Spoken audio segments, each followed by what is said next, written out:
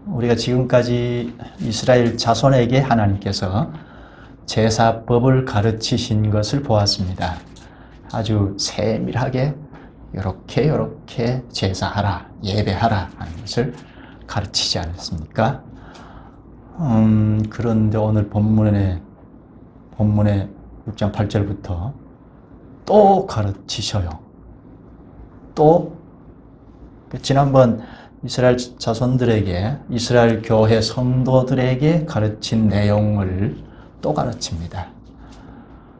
번제, 소제 이렇게 하라. 속제제, 속건제, 화목제는 이렇게 제사를 드려라 하는 것을 우리가 잘 보았는데요.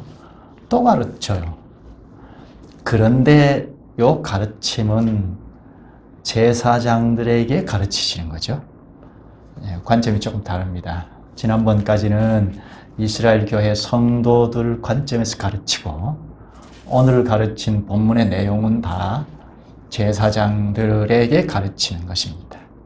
그러니까 제사장들이 첫째 이 제사 규례를 잘 익혀서 제사를 집례해야 하고, 그리고 이스라엘 자손들 역시 늘 제사에 맞닥뜨려 있으니까 하나님의 백성으로 살아가려면 제사를 해야 하니까 이 제사장 관점에서 가르친 이 내용도 같이 잘 익혀야 하겠죠. 요게 구약 백성들이 율법을 외울 때 첫 번째로 외우는 것이다 하는 것을 우리가 다 아는데요. 이제 어느 정도 좀 이해가 되실 것입니다. 외워야 했구나, 외울만 했구나 하는 것을 이해하실 텐데요. 근데 오늘 제사장 관점에서 가르친 내용을 좀 길지만 한꺼번에 다 본문을 잡았는데요. 좀 중요한 것, 지난번까지 생각하지 못했던 것만 좀 짚어서 말씀을 들었으면 좋겠습니다. 관점이 다르니까 강조점도 좀 다릅니다. 이스라엘 자손들에게, 그러니까 이스라엘 교회 성도들에게 가르치실 때는 어떤 경우에 무슨 제사를 드려야 하는지 그런 점을 중점해서, 또 각각의 제사에 어떤 제물, 동물이 필요한지 그 점과 관련해서 가르쳤는데요. 오늘 본문 6장, 7장 제사장 관점에서 가르친 내용은 어떤 절차로 예배 의식을 집례해야 하는지, 제사장들이니까 어떤 절차를 따라서 예배를 집례해야 하는지, 그리고 제물, 특히 제물은 제사장들이 먹는데 제사장들이 먹는 것이 무엇이고, 또 성도들에게 돌아갈 제물은 무엇인지, 하나님께 바칠 제물은 무엇인지, 이런 것을 좀 중점적으로 다뤄서 가르쳤습니다. 또 제사 순서도 약간 다르죠? 본래 성도들에게 가르친, 지난번까지 가르친 제사의 순서는 어떻게 되어 있죠? 번제, 소제, 그리고 화목제, 그리고 속죄제, 속건제, 이렇게 가르쳤죠.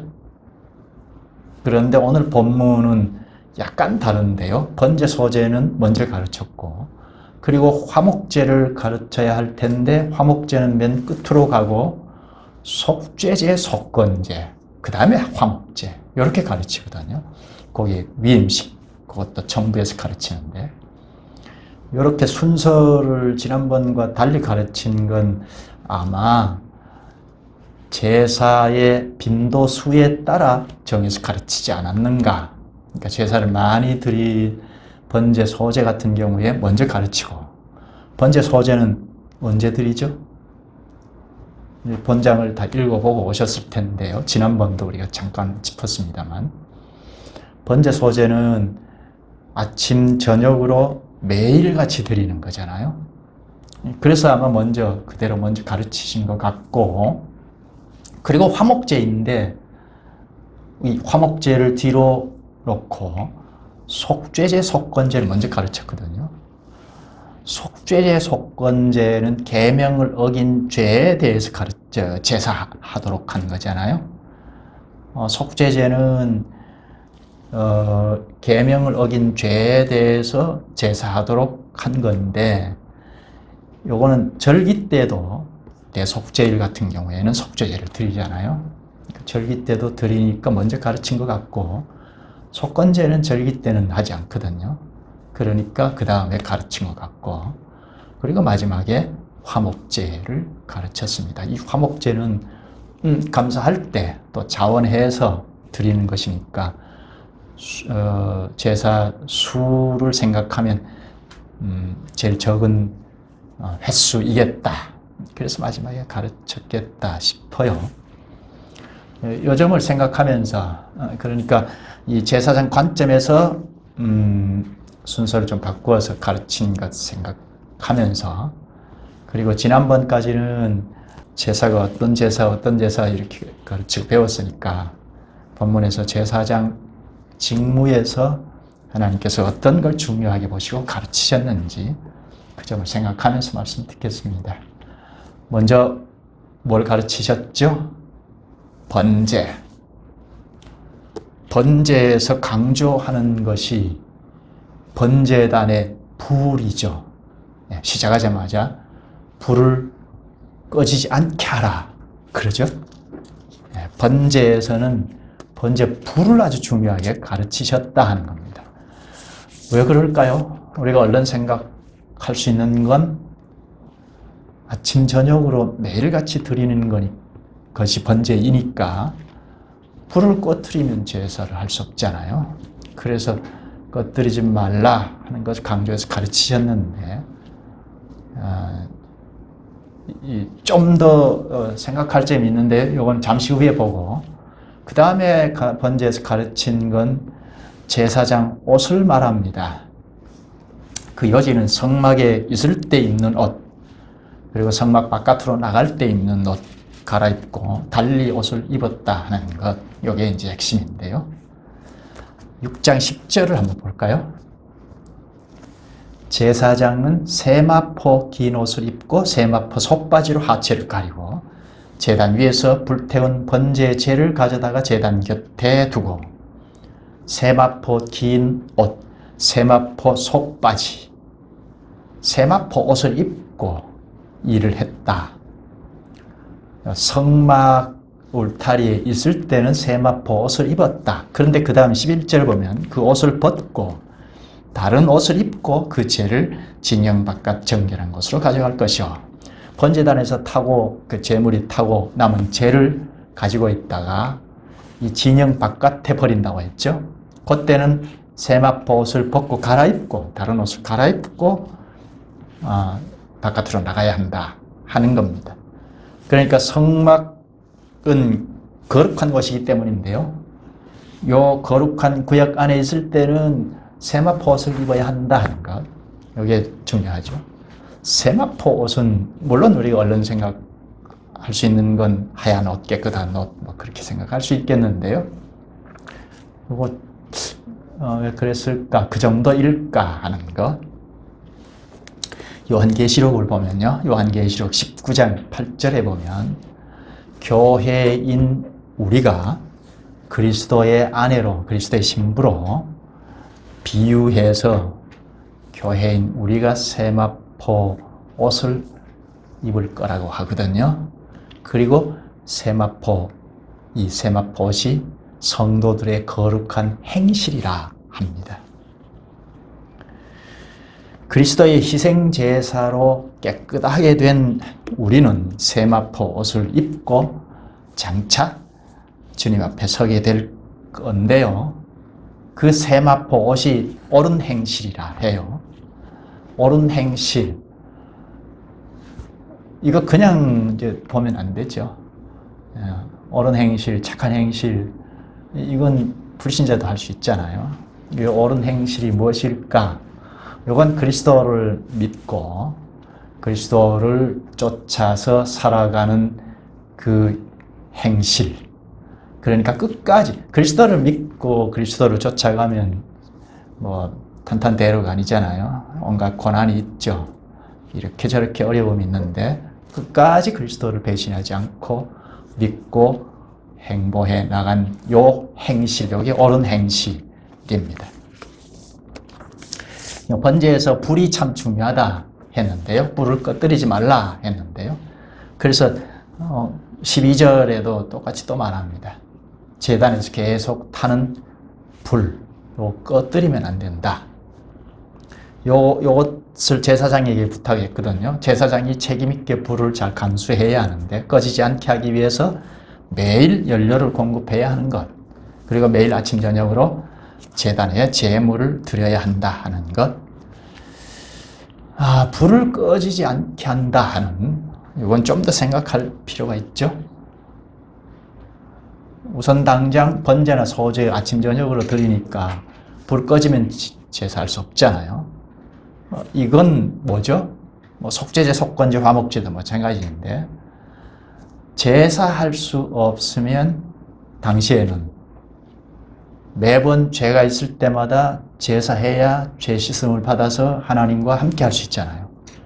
근데 제사할 수 없으면 하나님 앞에 갈 수 없고 제사 받을 수 없고 하나님 백성으로 살아갈 수 없죠. 그래서 불을 꺼지지 않게 하라 하신 겁니다. 이것은 마치 오늘 예수 그리스도께서 십자가의 대속 사역을 단번에 완전히 이루셨잖아요. 그래서 하나님 앞에 갈 길을 활짝 열어놓으셨죠. 이제 그리스도 안에서 회개하고 그리스도의 이름으로 하나님 앞에 언제든지 갈 수 있습니다. 특히 공적으로 그리스도의 이름 안으로 연합하여 삼위 이름을 부르고 하나님 앞에 갈 수 있는 것은 바로 그 핵심은 예수 그리스도의 희생 제사에 있죠. 그 희생 제사가 하나님 앞에 갈 수 있는 길을 활짝 열어놓으신 거죠.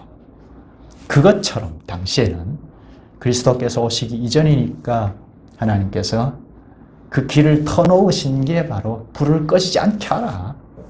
그게 이제 핵심이죠.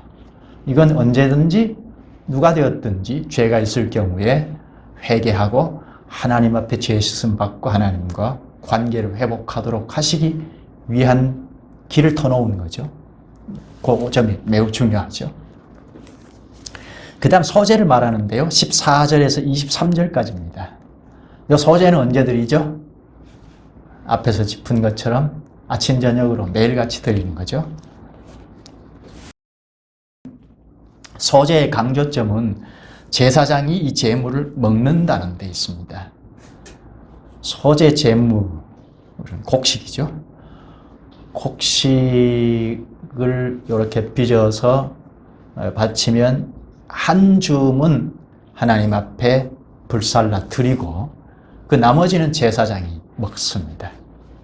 제사장들이 먹는다 하는 요건 첫 번째로 생각할 것은 내가 회개하고 제사를 드렸을 때 하나님이 우리의 예배를 받으셨다 하는 객관적인 확증이 제사장들이 음식을 먹는 것. 하나님이 받으셨다 하는 걸 제사장들이 음식을 먹는 성막들에서 먹는 걸 보고 확신을 가지고 집으로 돌아갈 수 있게 되었던 겁니다. 그러니까 제사장들이 하는 행위가 매우 중요하죠. 예배를 시작할 때부터, 제사를 시작할 때부터 예배자를 잘 살펴 지도해야 하고 합당한 절차를 따라서 준비해 왔는지, 짐승으로, 요거는 소제니까 곡식으로 바치는 거지만 짐승으로 바치는 제사라면 짐승이 무흠한지 검토해서 무흠하다 하는 것도 봐야 하고, 그리고 합당한 절차를 따라서 안수하고 잡는 걸 보고 지켜보고 피를 가지고 합당하게 뿌리는 것, 요거는 이제 집례자인 제사장이 하죠. 이렇게 요 과정 전체를 제사장이 잘 살펴서 예배자도 살펴야 하고 예배자가 합당한 절차를 따라서 준비해서 예배하고 있는지 그걸 받아서 제사장이 합당하게 예배해야 하는, 이게 아주 중요하죠. 그렇지 않고 제사장이 소제 같은 경우에 이걸 잘 살펴서 합당한지 아닌지 생각하지 않고 살피지 않고 지도하지 않고 제물을 먹으면 그 예배는 그냥 안 되는 거죠. 대표적인 예가 사무엘상 2장입니다. 12절부터 보면 엘리의 아들 홈니와 비느하스인데요. 이때는 소제는 아니고 짐승으로 잡는 제사인데, 이 홈니와 비느하스가 어떻게 했죠? 우리가 상식적으로 다 아실 텐데요.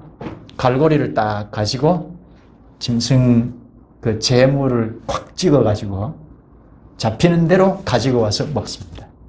잡히는 대로 가지고 와서 취했어요.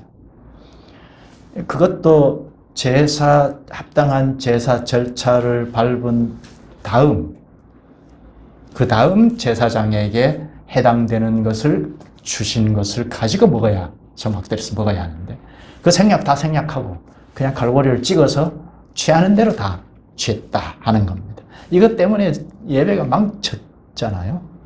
여기에 이제 한 예를 들 수가 있습니다. 제사장이 제물을 먹는다는 건 앞에서 말한 것처럼 첫 번째는 하나님께서 우리의 제사를 받으셨다 하는 객관적인 확증이라고 했고, 그러니까 제사장은 책임있게 집례를 잘해서 잘 살피고 제물도 살피고 예배제도 살피고 해서 집례를 잘 절차를 밟아서 한 끝에 자기의 몫인 제사장의 몫을 합당하게 먹어야 백성들에게, 예배자에게 확증을 객관적으로 눈에 보이도록 줄 수 있다 하는 겁니다. 또 그 다음 6장 19절부터 23절까지는 제사장의 소제를 말합니다. 조금 전에는 성도들의 소제이고, 여기는 제사장이 드리는 소제. 이것은 강조점이 제사장이 소제를 먹지 않는다는 겁니다. 성도들의 소제는 제사장이 먹었는데, 제사장의 소제는 제사장이 먹지 않고 다 불살릅니다. 다 헌신한다는 거죠. 요걸 성도들에게까지 영향을 끼치는 거죠. 전적으로 헌신한 것을 주님이 받으시구나 하는 것을 나타내 보이는 거죠. 소제는 크게 두 가지로 가르치죠.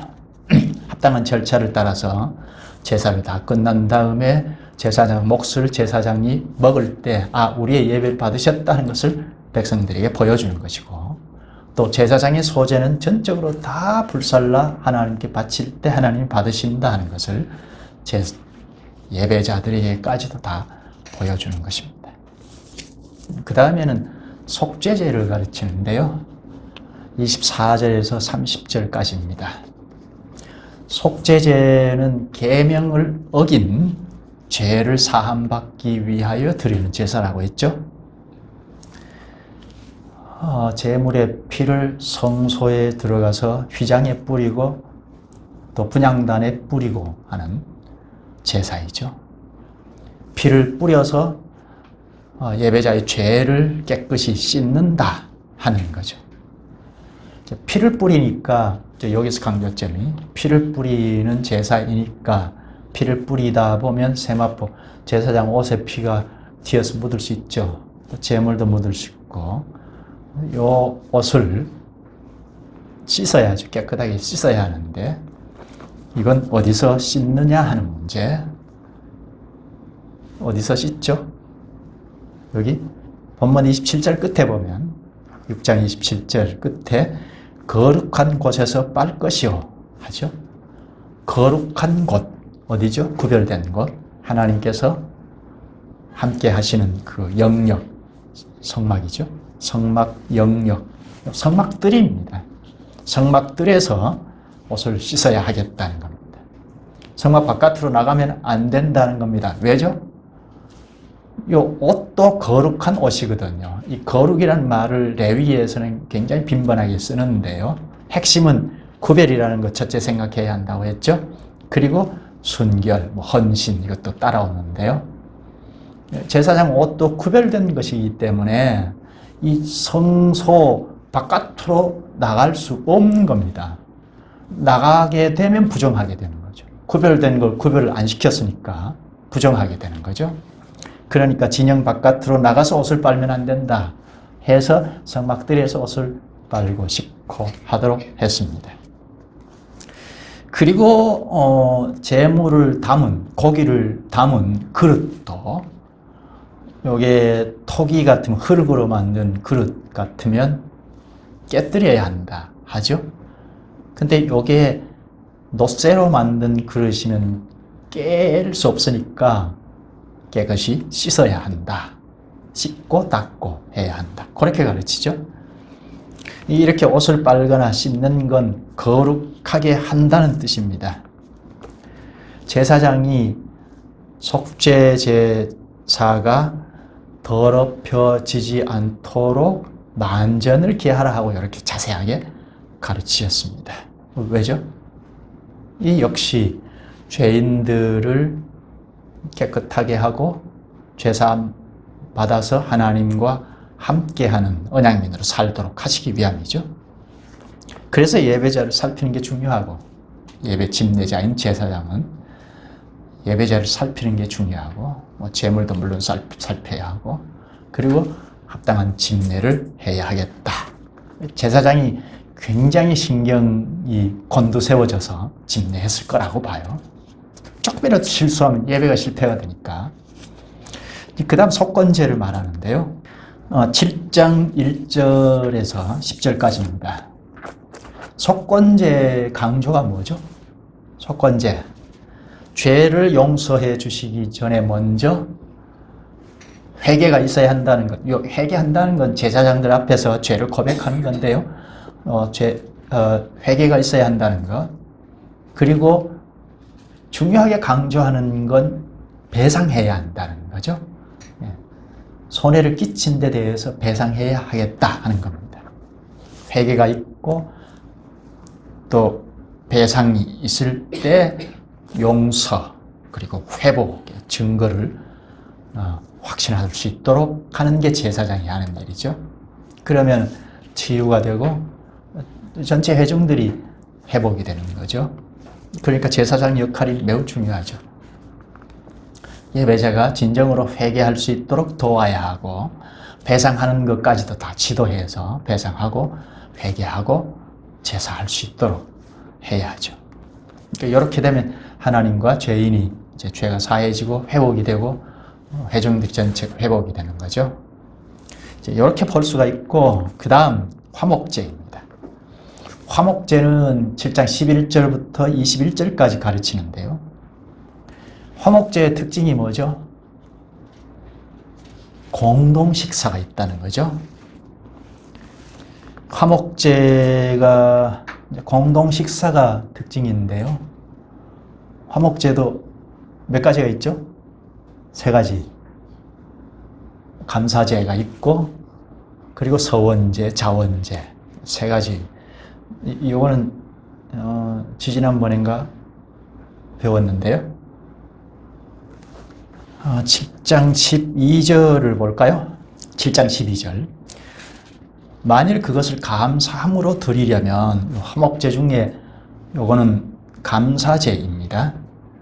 기름 섞은 무교병과 기름 바른 무교전병과 고운 가루에 기름 섞어 구운 과자를 그 감사 제물과 함께 드리고 감사제는 무교병, 무교전병을 드리라 하죠. 그 다음 13절에는 유교병도 함께 드린다고 합니다. 14절에는 무교병과 유교병 일부를 제사장에게 돌려주라 하십니다. 제사장이 먹을 수 있는 걸 말합니다. 여기 무교병, 요거는 누룩을 넣지 않는 것, 유교병은 누룩을 넣은 것. 이렇게 감사제를 드리는 고기는 그날에 다 먹어야 한다. 그렇게 가르치는데요. 요거는 지지난번에 우리 생각한 건데요. 감사제로 드린 화목제는 그날에 다 먹어야 한다.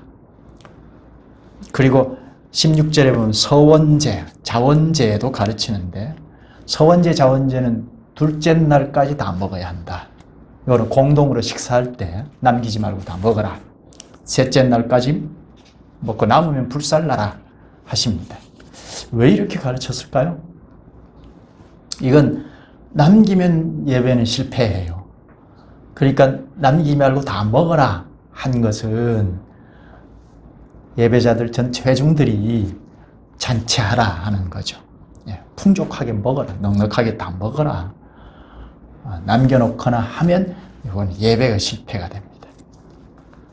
여기 감사 식사의 원칙을 가르쳐 주시죠. 감사제는 제물을 그날에 다 먹어야 한다는 것. 서원제, 자원제는 그 이튿날까지 다 먹어라. 남기면 불순종이라는 겁니다. 18절에 말하는데 만약 남은 고기를 먹으면 그 제사는 하나님이 안 받는다 하십니다. 가증한 것이 되어 심판을 받는다 하십니다. 또 20절에는 부정한 자가 제물을 먹으면 백성 중에서 끊어진다 합니다. 요 화목제는 하나님께서 예외를 받으시고 거의 제물 거의를 제사장에게 돌아가는 것 외에는 다 예배자에게 돌려주셔서 예배자가 친족들과 함께 먹도록 하는데요. 풍족하게 넉넉하게 먹도록 그날에 다 먹어라. 또 서원제, 자원제는 그 이튿날까지 다 먹어라 합니다. 넉넉하게 먹고 하나님께서 베풀어 주신 은혜에 참여하라 하시는 거죠. 이 공동 식사에 누가 참여하느냐 하는 것은 우리가 상식적으로 부정한 자는 참여할 수 없다는 것이고, 그리고 또 이웃과 나눌 수 있는 자들이 참여한다는 거죠.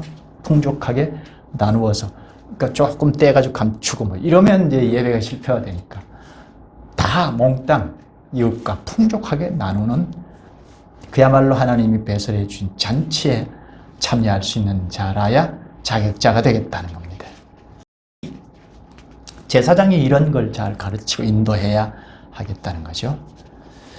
그 다음에는 기름과 피를 금하신 걸 가르쳤어요. 22절에서 27절까지인데요. 기름과 피는 먹지 말라 하십니다. 요거는 지난번에 우리가 짚었죠. 기름은 뭐라고 했죠? 기름은 제물 중에 아주 가장 좋은 제물이라고 했죠. 당시의 인식이 그랬어요. 그래서 하나님도 제물 중에 기름은 콩팥과 함께 하나님 앞에 바치라 하셨죠. 그러니까 사람들이 먹으면 안 되겠다 하는 겁니다. 이건 예배자에게 제일 좋은 거, 목숨까지도 주님의 것이다 하는 표시로 기름을 바치도록 하신 거죠. 또 피는 못 먹게 하셨는데 왜일까요? 피는 생명이라고 했죠.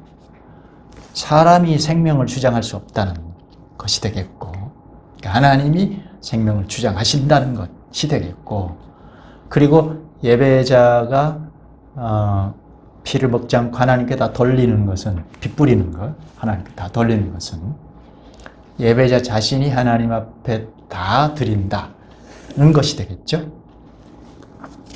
이렇게 가장 좋은 것, 기름을 드리는 것, 그리고 생명은 하나님께서 주장하시는 거고 나의 생명도 주님 앞에 다 드린다는 요 실체는 예수 그리스도를 가리키죠. 요 제물의 실체는 예수 그리스도를 가르치죠. 기름이 가장 좋은 제물이라면 그 제물의 실체인 예수 그리스도가 가장 좋은 제물이죠. 흠도 없고, 그래서 이사야 선지자는 흠도 없고 점도 없다, 어린 양이다, 그렇게 가르치는데요. 어린 양이라는 것은 성경에 곳곳에 가르치죠. 신약에도 가르치죠. 이거는 제사와 관련해서 나온 용어이죠.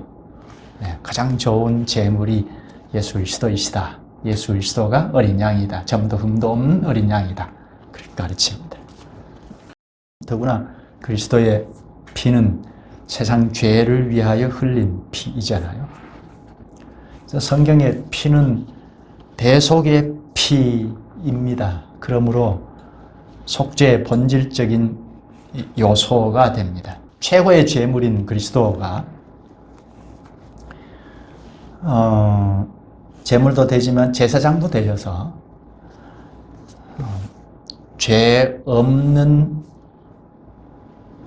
피, 곧 그분의 생명이 하나님이 요구하시는 완전한 제사가 되죠. 그리스도께서 드리는 희생 제사는 그 어떤 제사와도 비교할 수 없는 제사입니다. 그리고 28절에서 38절까지는 화목제 중 제사장의 분깃을 말합니다. 제사장에게 주는 그 제물이 요제이고 거제라고 합니다. 이것도 어려운 말인데요. 요제는 재물의 가슴 부위를 말하고 거제는 뒷다리를 말합니다. 재물의 뒷다리. 요제, 여자는 흔들렸자인데요. 요제는 이렇게 재물을 좌우로 흔드는 걸 말합니다. 흔들어서 드리는 걸 말합니다. 거제는 거자가 들거자인데요. 수직으로 흔들어서 드리는 제사를 말합니다. 이렇게 흔드는 재물의 가슴과 뒷다리는 제사장이 취할 거라 합니다. 그러면서 설명을 더 붙이는데요. 제사장에게 이렇게 재물이 가는 것은 이거는 여호와께서 주시는 것이다. 이렇게 이제 설명을 붙이는데요. 이건 성막에서 봉사하는 레위인들은 기업이 없잖아요. 하나님께서 책임지신다 해서 이제 앞으로 우리가 배울 텐데 11조를 딱 떼가지고 레위인들에게 공급하셨는데 재물도 역시 이렇게 붙여서 설명을 하십니다. 재물이 제사장들이 먹는다는 것은 예배자의 예배를 받으셨다 하는 객관적인 확증이 되기도 하고, 그리고 여기서는 제사장들, 레위인들은 하나님께서 공급하신다는 것을 보여주신 것입니다. 오늘 본문에서 제사장들에게 가르친 예배인데요. 한마디로 뭐죠? 하나님께서 가르치신 규범, 예배법, 요것대로 예배해야 하겠다. 제사장들이니까 하나님께서 가르친 예배법 따라 집례해야 하겠다 하는 거죠. 그럴 때 예배를 받으신다 하는 겁니다. 그래서 뭐 더하거나 빼거나 해서 예배 규칙을 어긋나게 하면 예배는 안 받으신다. 이게 핵심으로 가르치는 거죠. 그러니까 구약 교회 성도들은, 제사장은 물론이고 성도들은 다 예배법을 잘 외워야 하죠. 근데 이 예배 정신은 오늘도 똑같습니다. 예배 방식은 당시와 지금과는 다르니까, 다른 상황이니까 다르지만 예배 정신은 같죠. 같은 하나님이시고 하나님이 가르쳐 주신 것이고, 그리고 같은 하나님의 백성들이 예배하는 것이니까 예배 정신은 똑같습니다.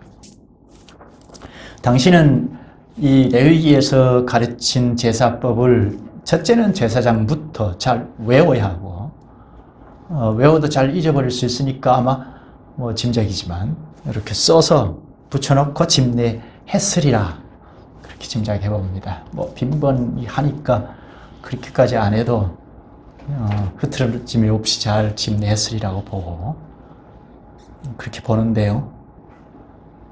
성도들도 잘 외울 필요가 있겠다 싶어요. 그래서 말할 줄 알고 한 5세쯤 되면 율법을 외울 때 레위기부터 외웠다 하는 것. 이제는 좀 납득이 되죠. 예배부터 잘 드려져야 하기 때문입니다. 그러니까 이 예배는, 당시의 예배는 미리부터 잘 준비해야 하고 세심한 주의가 요한다 하는 겁니다. 단 한 가지라도 사람 편한 대로, 내가 편한 대로 해서는 예배는 그르친다 하는 것을 알 수가 있죠.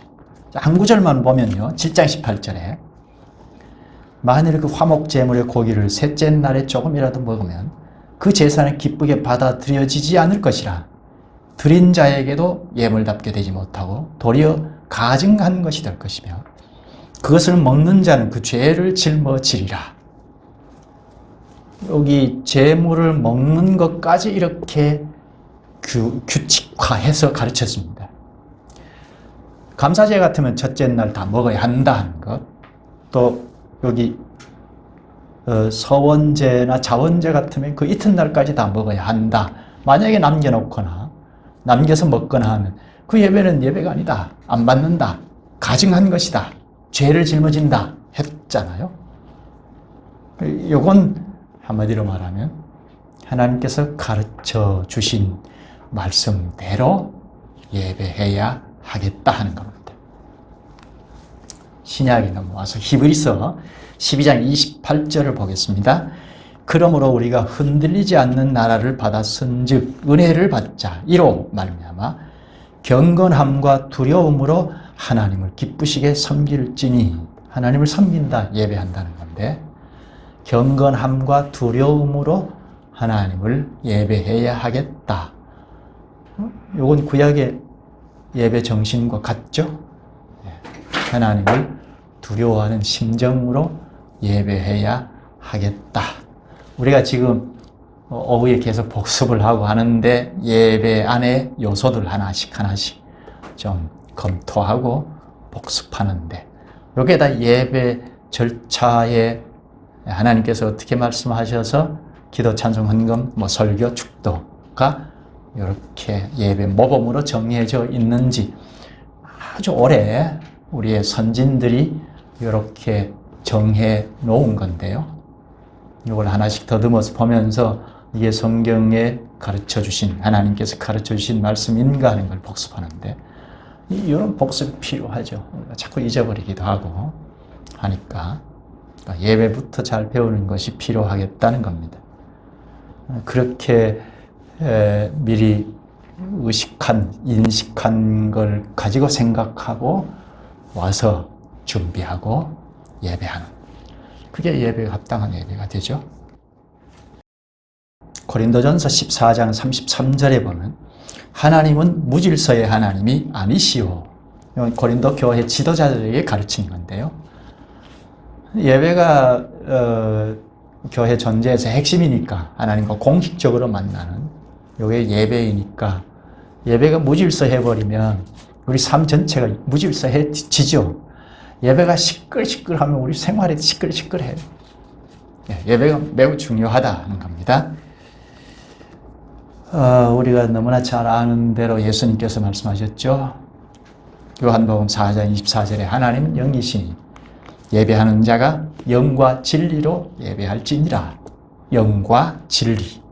이거는 성령 안에서, 진리 안에서 예배하라는 겁니다. 이건 우리가 이미 배워서 잘 아시겠지만 성령께서 그리스도의 말씀을 자꾸 깨우친다는 첫째, 성령 사역이 첫째는 우리를 그리스도 앞으로 이끄셔서 공적인 예배이죠.